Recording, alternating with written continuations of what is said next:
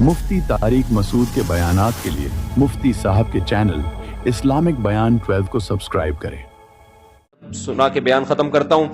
جب موسیٰ علیہ السلام کا ہزاروں جادوگروں سے مقابلہ ہوا تو فرعون نے جادوگروں کو پیشکش کی ہوئی تھی، تم یہ مقابلہ جیت جاؤ تو تمہیں دولت بھی بے تحاشا ملے گی اور عہدے بھی ملیں گے۔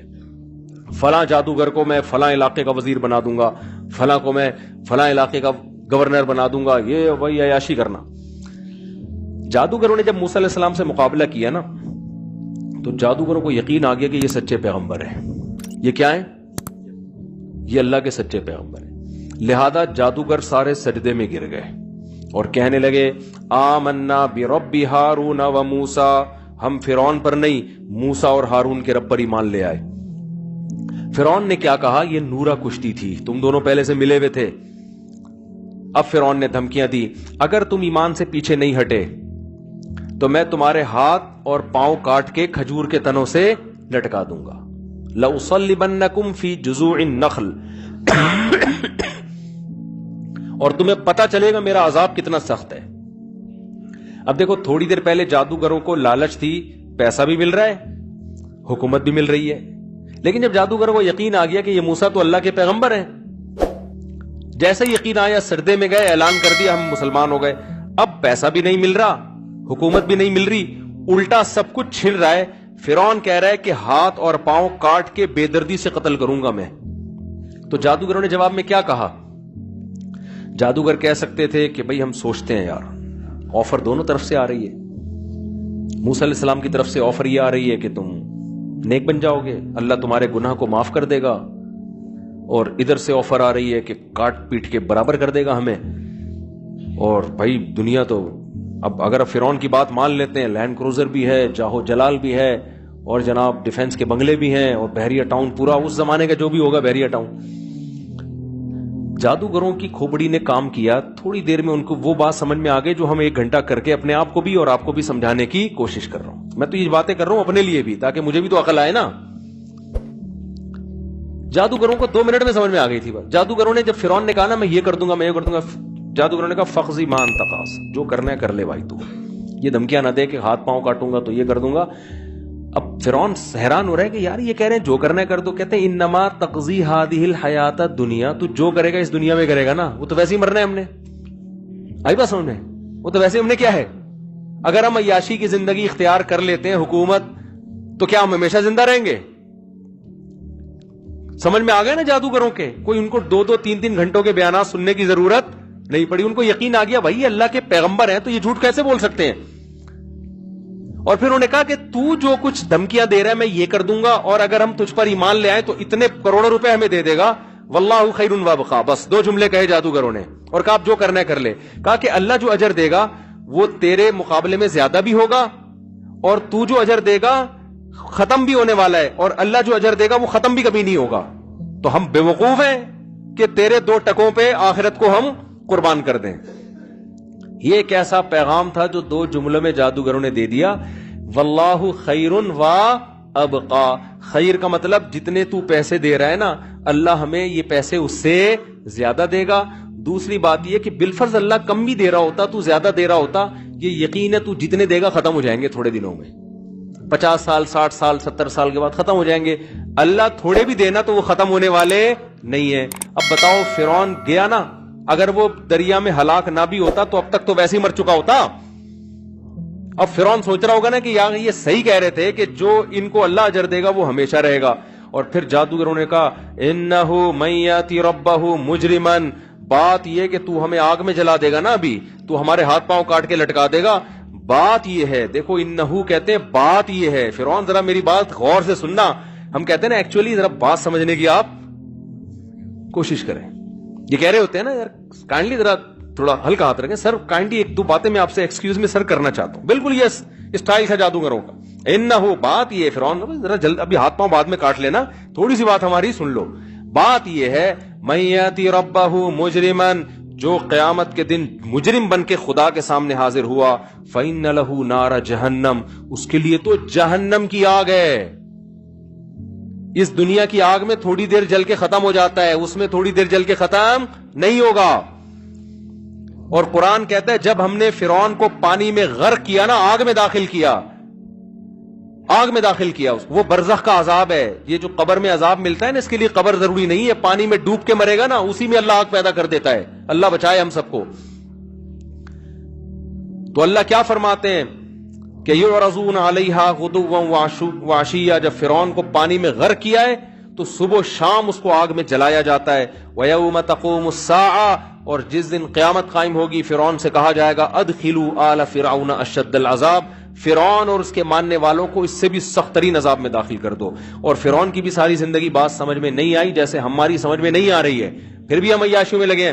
لیکن جب پہلا ہوتا فرعون نے کھایا ہے نا پانی میں، تو فرعون کے بھی وہی الفاظ تھے جو جادوگروں کا انداز تھا.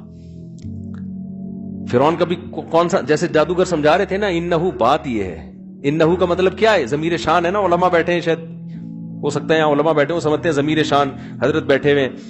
ضمیر شان کا مطلب ہے قصہ یہ ہے، بات یہ ہے.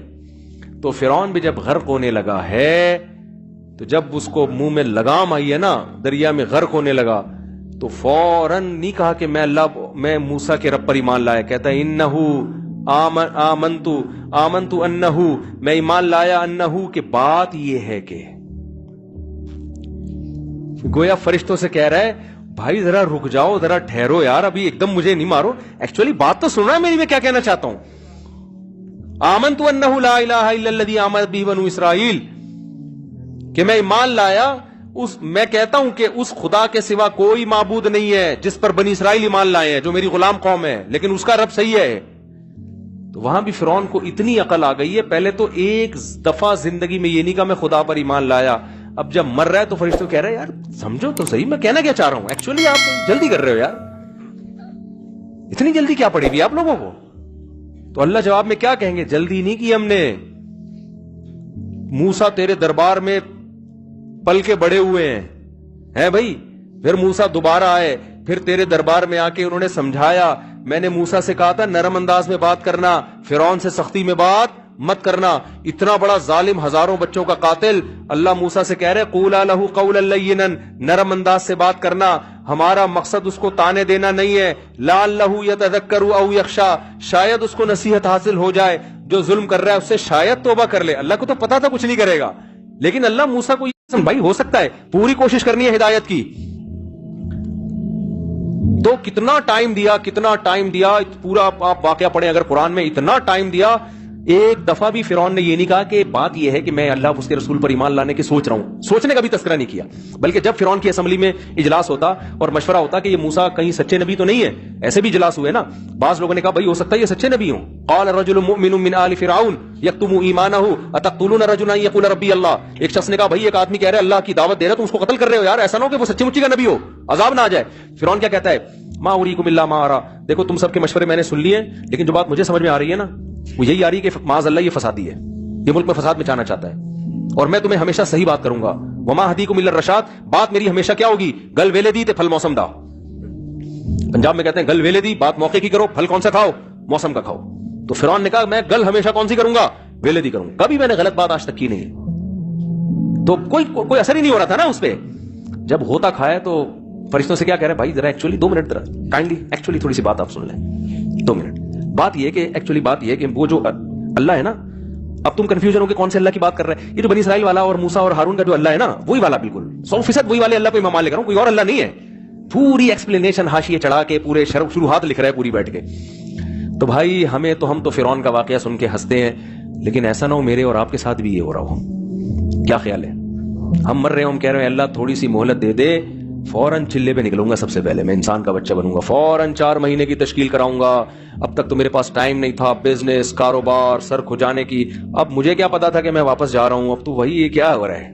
بات یہ ہے کہ ٹھیک ہے ایکچولی بات یہ ہے کہ، تو فرشتے کیا کہیں گے؟